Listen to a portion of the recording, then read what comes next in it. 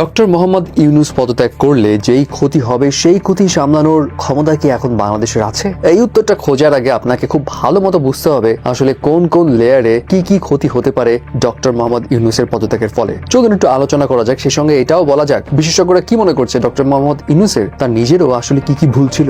কাজের পরিবেশ ডক্টর মোহাম্মদ ইউনূসকে দেওয়া হচ্ছে না এবং তিনি আর এই দায়িত্ব সামলাতে পারছেন না বিধায় পদত্যাগ করতে চাচ্ছেন। উপদেষ্টাদের কাছ থেকে এমন খবর সামনে আসার পর পুরো দেশ যেন একটু নড়েচড়ে বসেছে। ইভেন তার পদত্যাগের ভাষণ স্ক্রিপ্টও নাকি লেখা হয়ে গেছিল।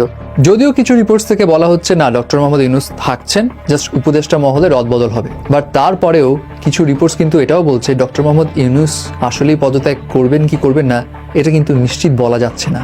এখনো অনেকে নিশ্চিত না যে তিনি আসলে ডিসিশন থেকে সরে এসেছেন কিনা।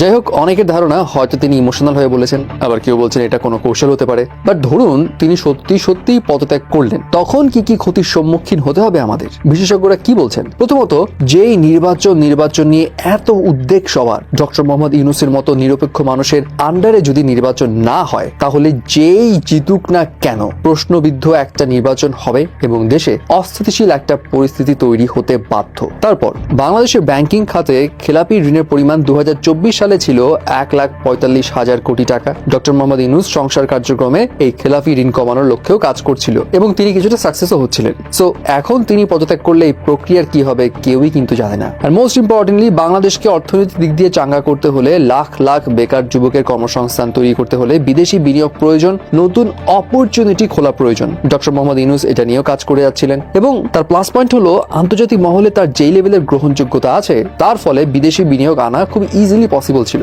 বাট তিনি পদত্যাগ করলে অস্থিতিশীল পরিবেশ তৈরি হলে বিদেশি বিনিয়োগ আনা এবং বিদেশি বিনিয়োগকারীদের ভরসা বজায় রাখা অনেক অনেক অনেক চ্যালেঞ্জিং হয়ে যাবে। মোট কথা, বিশেষজ্ঞদের মতে ডক্টর মোহাম্মদ ইউনূস পদত্যাগ করলে দেশের জন্য ভয়ঙ্কর সমস্যা সৃষ্টি হবে। এই সমস্যা থেকে বেরিয়ে আসার সক্ষমতা বাংলাদেশের এখন নেই।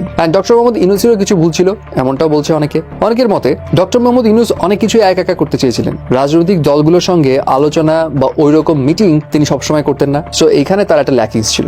যদিও আজকে সন্ধ্যায় তিনি বিএনপি এবং জামাত নেতাদের সঙ্গে বসবেন, সো দেখা যাক এখানে কি রেজাল্ট বের হয়ে আসে। বাট আরেকটা জিনিস অনেকেই পয়েন্ট আউট করছে, বর্তমানে বাংলাদেশের যে পরিস্থিতি, অর্থাৎ বিগত সরকারের পর বাংলাদেশের যে ভঙ্গুর অবস্থা ছিল, সেই ভঙ্গুর অবস্থা থেকে বাংলাদেশকে তুলে আনতে হলে কেউই একা কাজ করতে পারবে না। ডক্টর মোহাম্মদ ইউনূস না, ইভেন পরবর্তীতে নির্বাচিত যে সরকার হবে সেই সরকারও না, প্রত্যেককে লাগবে। ইভেন নির্বাচিত সরকারকেও ডক্টর মোহাম্মদ ইউনূসের টিমে যারা ছিল তাদের সাজেশনস বা হেল্প লাগবে, বিকজ একসাথে কাজ না করলে বাংলাদেশের উন্নতি রাইট নাও আসলেই পসিবল না।